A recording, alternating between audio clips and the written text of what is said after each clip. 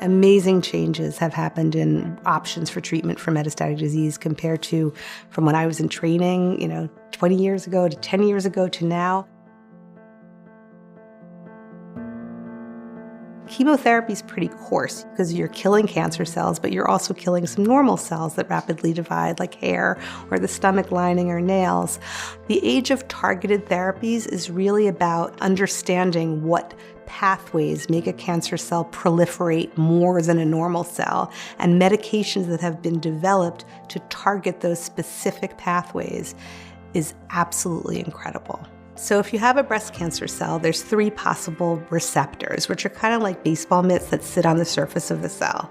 There's the estrogen receptor, the progesterone receptor, and then there's a protein called HER2/neu, which is overexpressed in about 20% of breast cancers.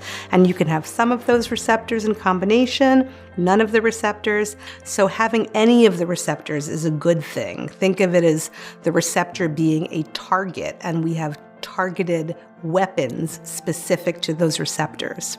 Breast cancer cells that are hormone receptor positive grow in response to estrogen and progesterone. They're dependent upon the hormones for cell growth and cell division. And so the anti-estrogen medications deprive them of that estrogen and thereby starve them of what they use to grow and replicate. So there's several different types of anti-estrogen therapy. One of the most well-known, gold standard, been around for decades and decades, is tamoxifen. Another very common anti-estrogen medication is a category of drugs which are known as aromatase inhibitors. Some of the most exciting new targeted therapies are the CDK4/6 inhibitors. There's 3 that are available in the United States: palbociclib, ribociclib, and abemaciclib. Those drugs inhibit cell cycle progression. Currently, they're used in hormone receptor-positive breast cancer only. One of them, abemaciclib, also has activity by itself, not necessarily in combination with anti-estrogen medication. There's a drug called everolimus, which is a drug that targets what's called the mTOR pathway, which is another pathway that's important in terms of growth and proliferation. They've primarily been studied in combination with anti-estrogen medications. They appear to increase the chance of response and the duration of response to anti-estrogen medications, may reverse the emerging resistance that patients can develop to anti-estrogen medications.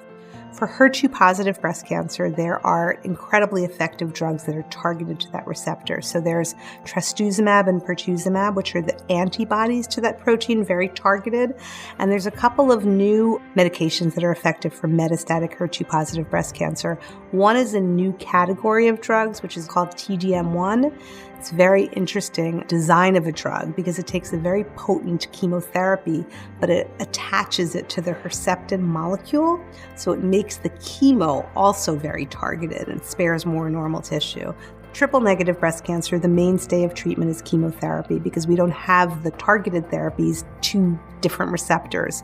However, there's tons of clinical trials that are looking at the role of newer biologic or targeted therapies to augment the effectiveness of chemotherapy or even use in lieu of chemotherapy for triple-negative breast cancer is a very important area of research.